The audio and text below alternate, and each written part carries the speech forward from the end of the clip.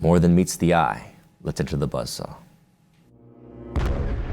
Central Intelligence Agency. It was described by witnesses as...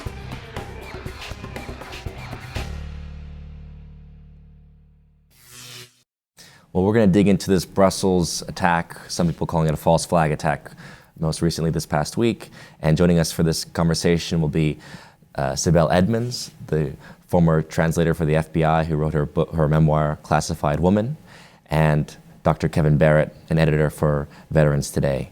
So this will be a fun conversation. Let's check this one out. Thank you guys for joining us. Good to be with you again, Sean. I will start with, I'll start with Kevin. And I know you've already written something on Veterans Today about the numerology, 322 being the date of this attack in Brussels, as obviously suspicious because 322 is the number of skull and bones. Why don't you just give us a basic summary of what you think sends the signal that this could have been a false flag attack, as in not occurring just according to the idea of Muslim jihadists who wanted to blow something up in Europe, but actually there could be other factors involved in the overall schematics. Well, I think the first issue, Sean, is always the context. And the historical context here is that most of the iconic terror acts that have driven the so-called war on terror have been essentially proven to be false flags. Some would argue really all of the biggest iconic terror attacks.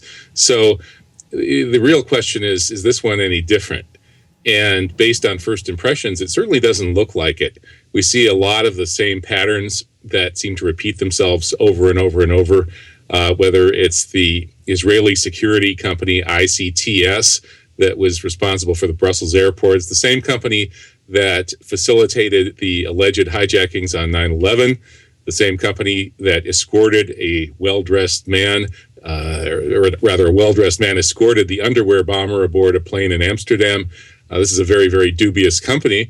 And then we have that whole numerology occult angle, which I played up in my article because that was some of the first information that came out.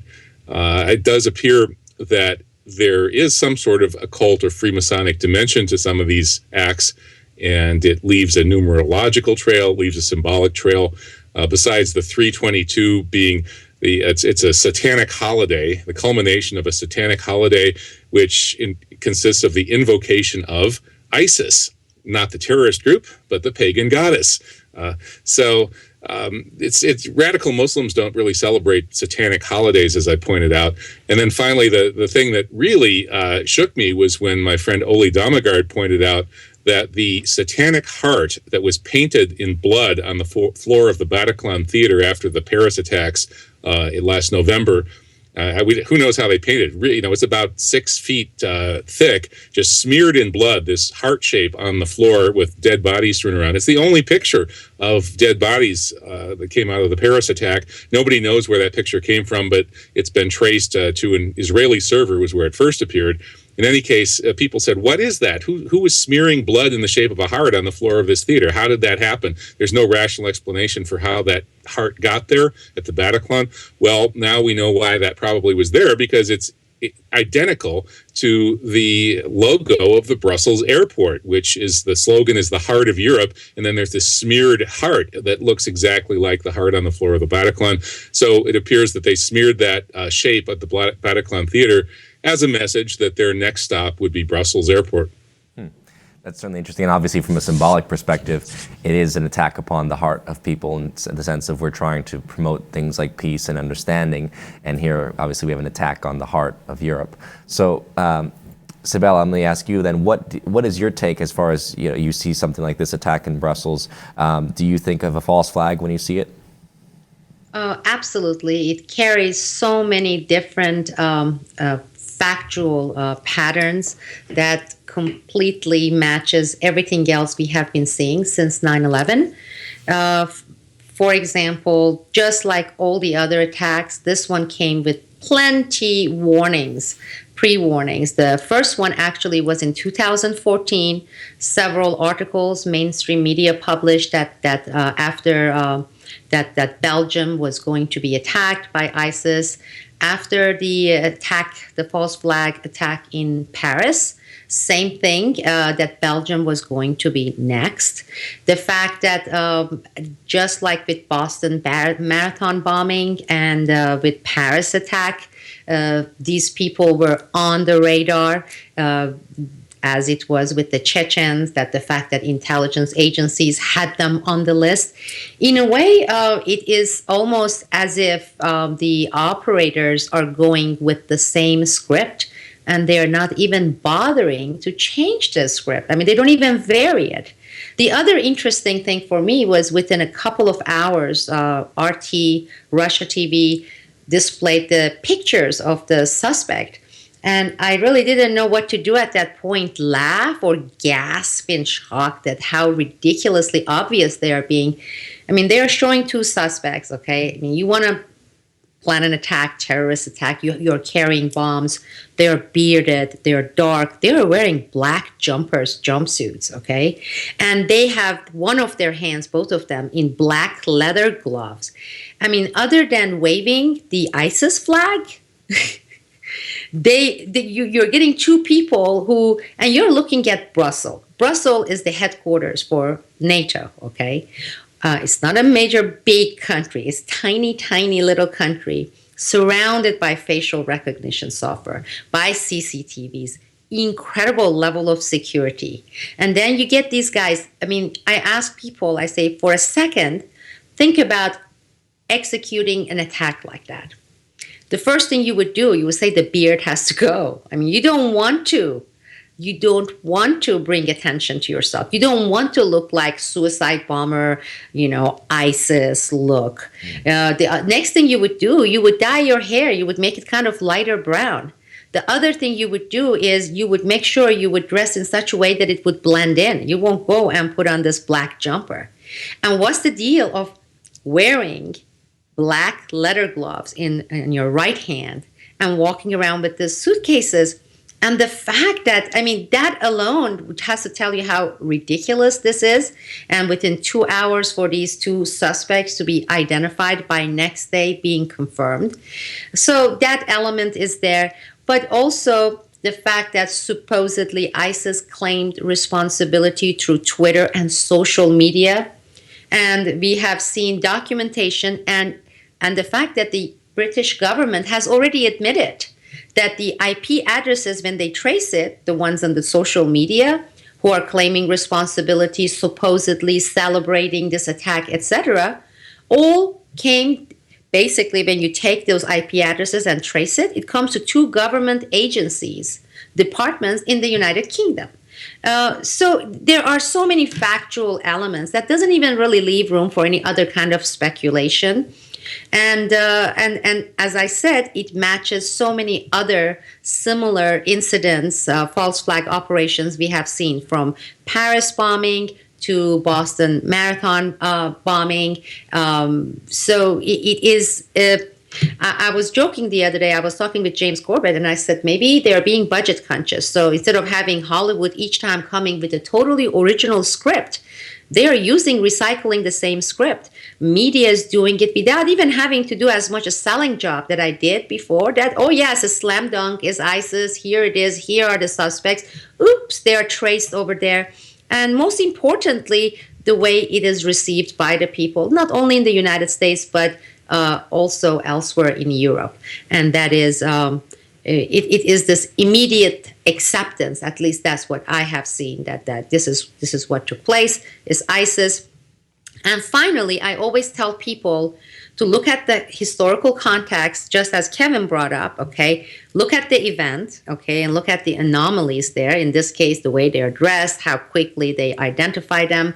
Another interesting thing, supposedly there were several other bombs they put out there that were not detonated. Yet you see people walking around with their iPhones few minutes after the events filming. I mean, I worked with the FBI. I know so many law enforcement officers. The first thing they would do, they would evacuate people. They're not going to let people walk around with their iPhones filming it few minutes after, before they even discovered the other undetonated bombs around. I mean, the first thing you do is you evacuate. You don't let anyone in the crime scene. And you look at those people, starting from few minutes after until hours later, they're out there walking, they're filming the debris. I mean, it's really all these anomalies that people need to pay attention. And the last part is, I always say, you really want to know the objective, look and see what happens afterwards. So whether it's a certain bill in front of the EU Parliament that needed some little bit of oomph pushing to pass through, or is some kind of a new immigration law, or whether it's the new war we are going to start, or it's going to be expansion of the existing war, you always trace the events to forward to some next operation, whether it's, again, new wars, expansion of wars, new legislations, new police state practices that will sail through. The Patriot Act was written. It was ready before 9/11. 9/11 took place. They didn't have to write Patriot Act. It was already ready. They were waiting for an event like this, not for it not to take place, but for it to be implemented so that they can have it sail through. They didn't sail through. Same thing. You look at Boston Marathon bombing. You look at Paris bombing and France's heavy involvement in this Syria deal. And you're going to be observing similar things. So people have to say, what's the objective? And then you backtrack. Or you can start from the history, go through the event, and get to what gets to be implemented afterwards. Either way, it will show it to you that there are special interests that hugely benefit from this. And so many things makes it so obvious that it's a setup, it's a calculated, a strategically designed false flag operations. Right. Well, so to carry on and elaborate on that whole point that you said, this the same script, but we have new characters. And it's the same script going back to the Cold War era when we had Operation Gladio that we know existed, right? NATO was running this operation of false flag where they would basically, whether it was shootouts, shooting up markets or blowing up train stations, and all these terror attacks that occurred, they were blaming on the communists at the time. And the idea was the Soviet Union is dangerous and they're back supporting these communist elements and we have to be afraid of them. And meanwhile, it was actually being done by right-wing elements that were state-sponsored and supported. So to follow up on that, Kevin, what is your take on the motivation here in this case of these most recent false flags like Paris and Brussels? Well, there's always that level of specifics that Sibel was referring to, where there's a particular bill they're trying to push through, a particular war they're trying to accelerate. Recent example there was the failed false flag at Al-Ghouta, Syria, that was designed to cross Obama's red line and bring the U.S. into Syria in a big way, maybe carpet bomb the country. And it was only because of the skepticism of not just the American people and the world public, but even people that were close to Obama, some military people, that stopped him from carpet bombing Syria in response to that false flag. But in this case, I don't think we yet really know what the specific objective was. But one thing we can say is that there's a sort of a general objective with all of these, just as in Gladio A, the original Operation Gladio that Sibel has studied. That was all about trying to play up the idea of a left-wing enemy, a communist enemy that was very, very dangerous and violent, so that the voters, rather than electing independent-minded nationalistic leftists who would push their countries out of NATO, instead the public would clamor for authoritarian right-wing leadership to protect them from these evil left-wing bombers and shooters. And so the same thing is going on now with Gladio B, this false flag terror wave that's falsely attributed to Muslims. And here, of course, the script is that it's those evil radical Muslims who hate our freedoms, and they're coming after us, and so we have to spend lots of money on the military. We have to have lots of interventions in the Middle East. Israel's enemies are also our enemies. The entire West has to be involved in 100 years or longer war against the enemies of Israel, namely those evil Muslims. So that's the script. And each of these attacks is designed to keep it going. In fact, I've analyzed this in the book, We Are Not Charlie Hebdo. I have an essay about the precursor false flags that erected Al-Qaeda to the status of a plausible patsy. And this would be the embassy bombings in Africa, the coal bombing in Yemen.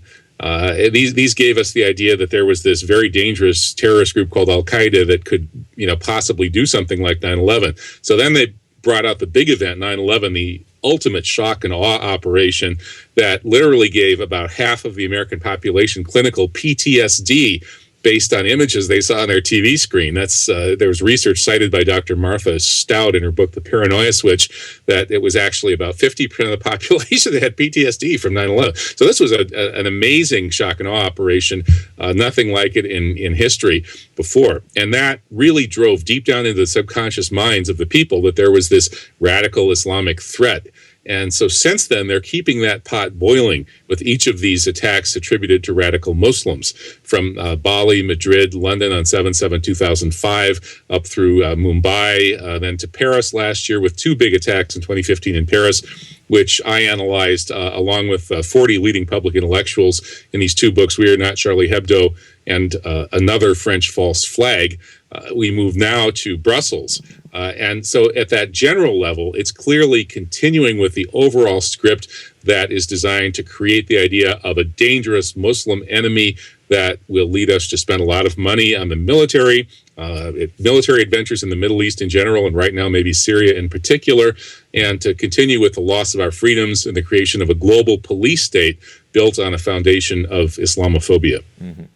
Well, you mentioned Gladio B, and obviously Sibel has done a lot of interesting work on this aspect of Gladio being shifted over to Turkey, because recently documents are coming out proving more and more the relationship of the Islamic State to Turkey, not only because the fighters that are going to the Islamic State are actually passing through Turkey, but actually the Islamic State is selling its oil through Turkey, and they're probably through the Erdogan administration itself. So in that case of support from Turkey, what does that mean, Sibel, as far as the U.S. role in this operation, because of what you understand from the Gladio situation of using Turkey as sort of a third party to support terror operations? Well, Turkey has always played a critical role, starting with Operation Gladio A. And it was, through Black Sea, Romania, and then Ukraine. You look at southern borders, you're looking at Syria and Iraq, and across the water there, Lebanon, through Mediterranean, and then you're looking at Iran to the east. I mean, sitting in this really geostrategically extremely important position, of course, a NATO member. So as Gladio A operations took place, Turkey played a significant role. Well, same thing with the operation turning after the fall of the Soviet Union to Operation Gladio B. Not only Turkey's role was maintained, but it was also expanded, because as Kevin very well articulated, you're looking at all the expansion, everything we are going to have with Middle East, and we have been engaged in that.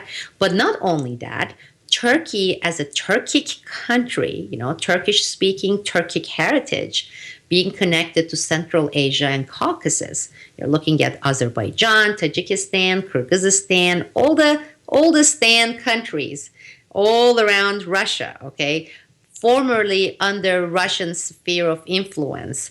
Then after the fall of the Soviet Union, considering their resources, because we know Saudi Arabia's oil resources going to end. It's not going to be here in another 10, 15 years.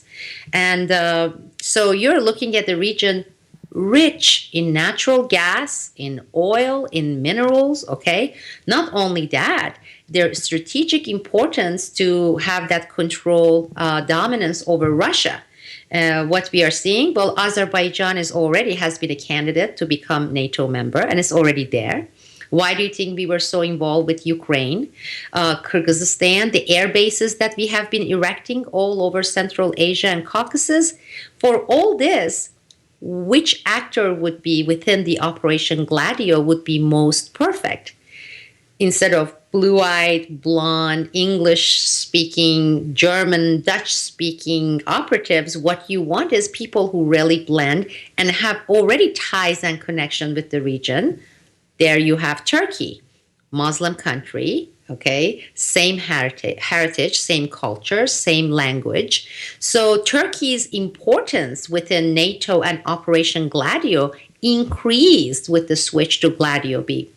Now with Turkey and Syria, not only you're looking at the artery to send weapons and supplies into Syria, but also before even the mainstream media began covering Syria, right after Libya, we reported at Boiling Frogs Post that in southern Turkey, U.S. Air Force Base, in Turkey, they were training, they were bringing in ISIS people, okay? At the time, they called them the Syria Assad's opposition, training them, arming them, and they were funneling them back through those porous borders into Syria.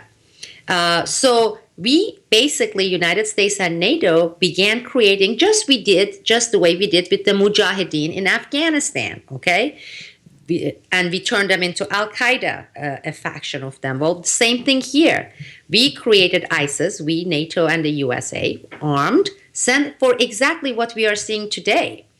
And people don't even ask when these reports come that hundreds of people from Belgium are going into Syria via Turkey and then coming back into Belgium. Going into Syria, you're looking at even Europeans, not only, the Muslim heritage Arabs. From United Kingdom, they're going to Turkey, from Turkey to Syria. It's not that easy. Last summer, I was in Turkey. I traveled the entire border region there. It's not something that you get off there, there's a donkey waiting for you, you hop on the donkey and you go, yeehaw, and I'm going into Syria.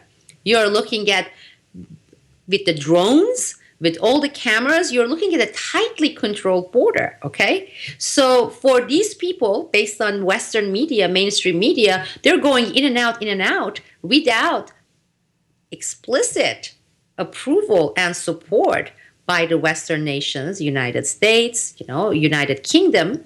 This would not take place. It would not happen. They could end it in a second. This is the effort to sustain this, what we have created, what the United States, NATO has created, put in place to justify what we are doing. It's not different than in the past during the communism.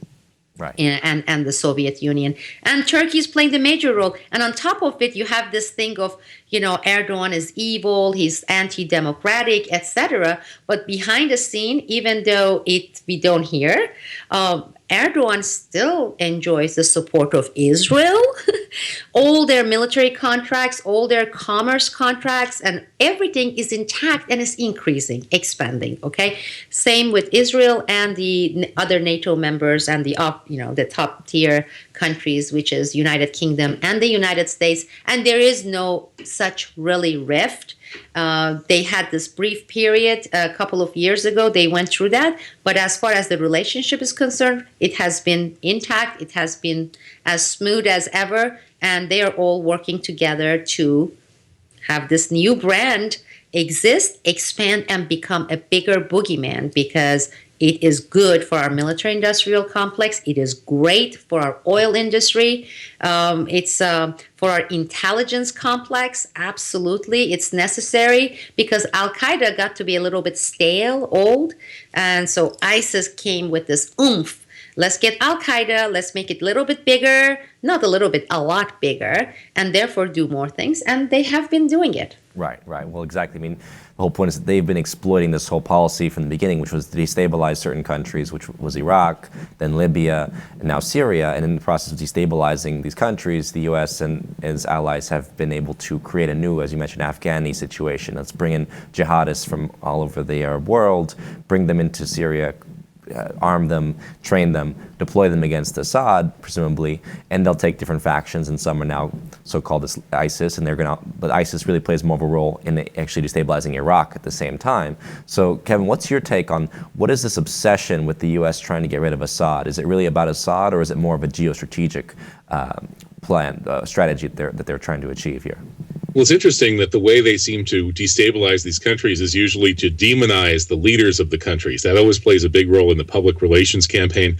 But I don't think that they're particularly focused on Assad in terms of their real geostrategic objectives. I think that's a kind of a PR thing. But I think what they're really trying to accomplish here is to destabilize Syria. And I believe this is all pretty clearly out in the open. It's part of this Oded Yinon strategy published in the 1970s by that famous Israeli geostrategist Oded Yinon, who said that for Israel to survive and prosper and continue to expand, it was going to need to break up all the surrounding countries into smaller balkanized entities based on sectarianism, religion, ethnicity, and so on. And that was clearly the subtext of the clean break document published by Netanyahu and his minions, the same minions, Wolfowitz and Pearl, those type of people who later became Project for a New American Century. But this was 1996 when Clean Break was published. And it was calling for Israel to not just win, but to transcend its environment. And of course, the subtext was by busting up all these countries, destabilizing them, and breaking them up into smaller entities. Then they repackaged that vision for rebuilding America's defenses, which PNAC, Project for a New American Century, published in September of 2000, exactly 1 year before 9/11. And of course, in that document, they famously called for, quote, a new Pearl Harbor. And they got one on 9/11. Immediately after 9/11, General Wesley Clark tells us that he learned that the real plan was to take out, quote, 7 countries in 5 years. And it turns out that those 7 countries were all the 7 countries that posed a problem for Israel. And those countries are the ones pretty much that we've been going after. The only one that hasn't really been badly hurt is Iran. But all of the others have been busted up according to plan. Iraq is now essentially 3 independent regions, and it's been really totally destroyed as a serious power that could pose a threat to Israel. Sudan has been smashed into 2 pieces, a north and then a resource-rich south that's largely controlled by the Israelis. Libya has been smashed into an east and a west, and it's a failed state now run by warlords. And now they're doing it to Syria as well. And again, I think that this biggest factor here is what Philip Zelikow, the self-declared specialist in the creation and maintenance of public myths, who is the sole author, essentially, of that novel known as the 9/11 Commission Report, he said that this is really what this whole thing is really about, is the threat that dare not speak its name, which is the threat to Israel. That's a direct quote from him. He said, there's no problem coming from Saddam Hussein to America. Are you kidding? He would never attack America. It's the threat that dare not speak its name, the threat to Israel. So I believe that hardline Israeli loyal Zionists, people from PNAC, the so-called neoconservatives, who basically ran Bush's foreign policy through their influence on Cheney's office and the civilian wing of the Pentagon, essentially staged a Zionist coup d'etat on September 11th, 2001, designed to stampede America and the entire West into a permanent war on Islam for Israel in general, and the destabilization and smashing up and balkanization of the independent countries that posed a problem for Israel in the Middle East in particular. So I think that's the big picture. And it's very politically incorrect to talk about this because the Zionists totally dominate the entire discourse here in the United States. They dominate academia, they dominate finance, they totally dominate the mainstream media and especially Hollywood. So if you tell this truth, you're going to get rotten fruit thrown at you. They're going to call you some kind of a bigot. But I believe that telling the simple, obvious truth is not bigotry. It's the truth. And if you don't like it, then change what you're doing, because what you're doing is wrong. These policies are not even beneficial to the people of Israel. They're creating even more hatred and more chaos, and that's going to bounce back and hurt the people of Israel. Their leadership and the leadership of the Likudnik wing here in the United States is atrocious, and it's just a very, very poorly thought out thing. It may work in the short and possibly even the medium term, but it's disastrous for everyone in the long term. We need to expose this, tell the truth about this fearlessly, and try to get this policy changed. Right. Well, obviously, one of the big questions has always been why the Islamic State hasn't declared war on Israel or attacked Israel at this point. So obviously, that's a much closer threat to their home than Europe and America would be. But my question, as far as Sibel, what's your take on what's going on with the Iran policy then? Because obviously, if Iran is considered an enemy, one of the countries that we've been trying to destabilize, what is with this seeming reversal of policy by Obama to try to make peace on the weapons deal? Do you think this is just sort of a way of getting them into an agreement that ultimately we can later on use like a Trojan horse to invade them or call, basically bring them before the international tribunals for crimes if they don't accord to these, follow our accords? First, let me just say a quick thing, because Kevin brought up some excellent point about, and he mainly was talking in relation to Israel, but that is like the proven good old methodology for the British Empire and basically taking their magic marker and redrawing the border lines. And he gave great examples of Libya and Iraq, and that's exactly what we have been witnessing. And it has been one of the major catalysts for this periodical turmoil in the relationship between the U.S. and Turkey, because in Iraq, what we are seeing, and it's becoming more and more clear every day, is that the real clear line of divisions are becoming even more clearer. You have the Kurds in northern Iraq, with Kirkuk and all the oil wells. You have Sunni Iraq and you have Shia. And I have been waiting for it to happen. And I see that it's coming into place, that is going to be divided into three, like Western, Eastern Libya is going to be northern, central, and southern Iraq. And it's much easier to control that way. And that's the British modus operandi that we are all very familiar with. And that is something that Turkey cannot digest with its own nationalism and its own issues with the Kurdish faction. They don't want to allow that. If it weren't for Turkey, we would have already seen independent Kurdistan in northern Iraq. The reason that hasn't taken place so far is because of Turkey. Otherwise, everything has been set in place. And interestingly, this goes with Kevin's explanation. Israel has had a major presence in northern Iraq. And this started in 2003, 2004.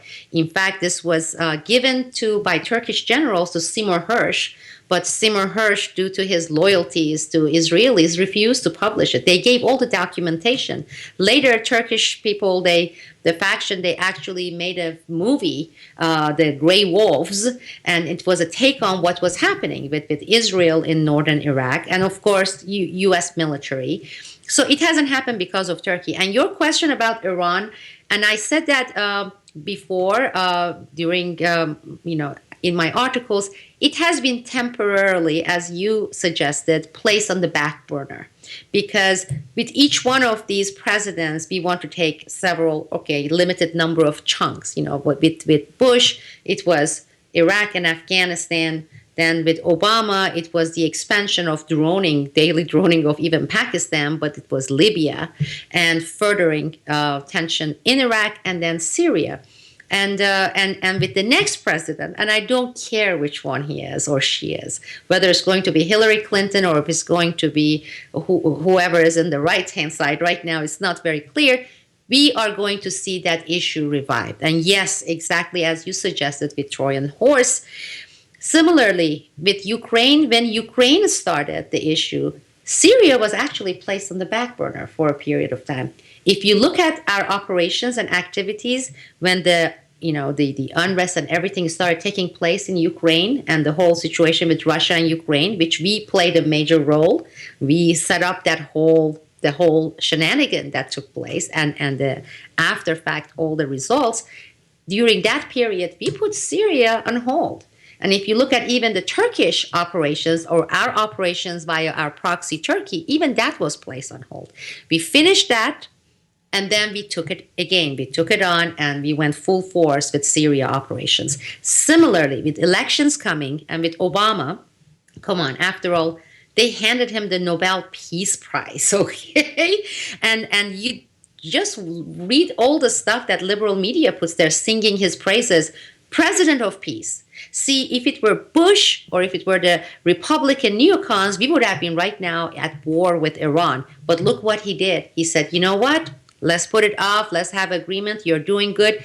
This is all PR stunt. And also it is between the illusion of division between the blue pill and the red pill. It's the Republican side versus the Democrat side. So it was strategically decided to give that credit to Obama, make it look like, Democrats can be peaceful too, temporarily, and say, whoever is going to come, whether it's going to be Hillary or if it's going to be Rubio, whoever is going to, once we are done with Syria, then it's going to be Iran's turn. And I would like to hear Kevin's take on Russia and Russia's involvement, and then the fact that they just pulled out and the reasons behind it, and the consequences of what we're going to be basically seeing after this pulling out took place, because there are some people who are arguing that there are economic reasons and they are feeling the pressure, Russians, and that was part of the reason. Was it just only muscle flexing? I would like to hear your take on Russia pulling out and how that was calculated, because behind the scene, I believe there is no such animosity between Putin and U.S. I think we have this strategic relation. You can have little bit, we can have little bit, but I may be wrong. I would like to hear your take. Yeah, indeed. It seems like it does seem on the surface like there's some kind of deal that was cut, right, for the Russians to just pull out of Syria that abruptly and say that they'd completed their mission there, because obviously they haven't completed the mission, and ISIS still exists and Assad is still in jeopardy of falling. So what was the negotiation? Kevin, what's your take? Well, I think that these elites, they cooperate and they compete alternately. And in fact, real structural analysis of power shows that at sort of every level, people and the groups that they form are both competing and cooperating. And sometimes it becomes more competitive or even warlike, and other times it becomes very cooperative. But I think that the U.S. and Russia are a little more on the competing than cooperative side right now overall. I think the Russians saw that these regime changes ultimately were going to target them. They saw that U.S. NATO weapons are being pushed up right against their borders, and they saw that they had been destroyed, temporarily at least, in the 1990s, and that the West, which I think the bankster oligarchs are the biggest power center in the West, they were not happy that Russia was recouping and rebuilding as a coherent national entity. So I think Russia genuinely was concerned and saw what happened in Libya and said, no more regime changes. It's going to stop here with Syria. And I think the West, though, was perfectly willing to say, okay, well, we'll just destabilize Syria then, which is what we really want anyway. And as the Israelis have openly said, we don't care who wins. We don't want either one to win. We want them to keep fighting forever. And but I do think the Russians are trying to stabilize Syria, and I think they're honestly trying to put an end to this war. And I think that the pullout is probably designed to actually open the way for some kind of diplomatic solution. But of course, what they're proposing is federalism. And that's not that far away from the Oded Yinon plan, this Western and Israeli strategy for breaking Syria into pieces. And then, of course, if these de facto borders that are set up in any of these areas become permanent just by lasting, and even if they're never sort of formally created as national borders, if we never say, well, this is absolutely Kurdistan here, but if there's a de facto border of Kurdistan and the people inside it are getting the money from the oil and all of that, then you end up with a situation where down the line you've basically broken up the countries. And Russia, I don't think, is all that strongly opposed to that. I think that Russia just didn't want to make it too easy to overthrow Assad, because that would have encouraged continuing regime changes. And like Sibel said, when they're busy focusing on one area, then maybe they ease up a little bit on another area. That's why Latin America, for example, was able to make a lot of progress towards self-determination during this intense post-9/11 period when the U.S. was totally focused on the Middle East. And I think that Russia is quite seriously concerned about its autonomy and maintaining its cohesion as a national entity and continuing to rebuild that cohesion from what happened to it at the end of the Cold War.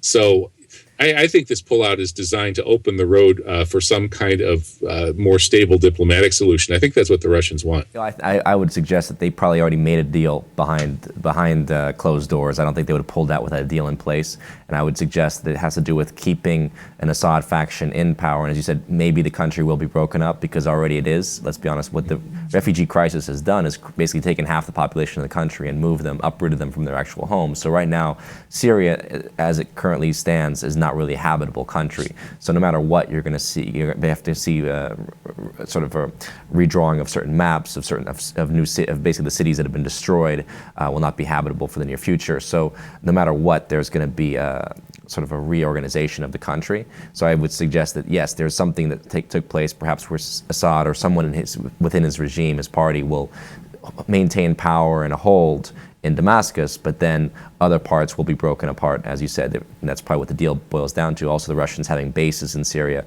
they probably want to secure their bases and make sure that they're not going to be tampered with. And then, yes, a deal is probably cut behind the scenes. That would be my interpretation, at least. And I have one quick question for Kevin, and that is, I have been paying attention to this really rapidly warming relationship between Israel and Putin. There has been several, positive meetings and joint PRs, and also several agreements, both from military and also commercial commerce perspective between Russia and Israel. And how do you think that comes into play with the whole scenario that we have been talking about? I would be interested to have your take on that. Sure, yeah. Well, I think Sheikh Imran Hossein, who is, I think, one of the most interesting traditional Muslim scholars who also does geopolitical analysis, may have a point. He believes that the U.S. empire ended on September 11th, 2001, and that was the inauguration of the next empire, which is the Israeli or Zionist empire. He does this history of the British Empire being replaced by the U.S. empire, and now he says it's really the Zionist empire. Their power in the financial sector internationally is such that even though their home base in Israel is a pretty small country, they are able to wield tremendous power over the West and over the world. So seeing it from that perspective, the Israelis are able to cut deals with anybody. They're not like a loyal client state of the West, as so many people like Noam Chomsky tell us. That's just not true. Chomsky tells us that it's very much in the American interest to have Israel over there being the attack dog of the American empire. That's the standard Chomsky line. And I think that's completely wrong. It's just not true. Israel has been a huge drag on the American empire, a very negative factor for trying to run the American empire effectively forever. And it's gotten worse and worse. And I think that on September 11th, with this Israeli Zionist coup d'etat in America, they really did sort of get the upper hand. And so it wouldn't surprise me at all to see Israel cutting deals left, right, and center with everybody. Well, this is what they've always done. They've gotten American military secrets and sold them to China. They've gotten American spy secrets and sold them to Russia. They supposedly were responsible for the deaths of hundreds of American spies in these spy cases. So billions of dollars in military aid, billions of dollars in other aids. Right. So they're running the show for their own benefit. And again, everybody is competing. Everybody's cooperating, in different ways. But this idea that Israel is somehow a puppet of the United States is ridiculous. It's much closer to being the other way around. Yeah, well, certainly. I think, and again, if you're talking about the Russian-Israeli relationship, I mean, that would play into the deal that was taking place around Assad, because if a deal was cut, obviously Israel would have to approve it, since Assad was a marked target as far as Israel was concerned, the way that Saddam Hussein had been. So any kind of deal that was cut would have had to involve the Israelis in the negotiation process, I would think. Mm-hmm. Well, thank you guys for joining us today and talking about these topics. Sibel, people can find more of your work on Boiling Frog Posts, right? Correct. .com. And Kevin, people can go to truthjihad.com, or else your articles are on Veterans Today. That's right. And my website has been hacked. It's been down for 2 weeks now. So Veterans Today is the one that's up as we record this. Okay, great. Sounds good. Well, thank you guys for joining us. It's a fascinating conversation. I appreciate it. Thank you, Sean. Thanks, Sean. Thank you. Well, there you go, folks. Some great insights from these scholars. Hopefully it'll help you to reassess the context for certain events that we see from the mainstream news. Obviously, an attack in one place might seem as though it's the end of the world or to be a tremendous tragedy, but we have to always remember to keep it in context of what is the actual purpose, and as they say, cui bono, who benefits. This is Sean Stone signing off.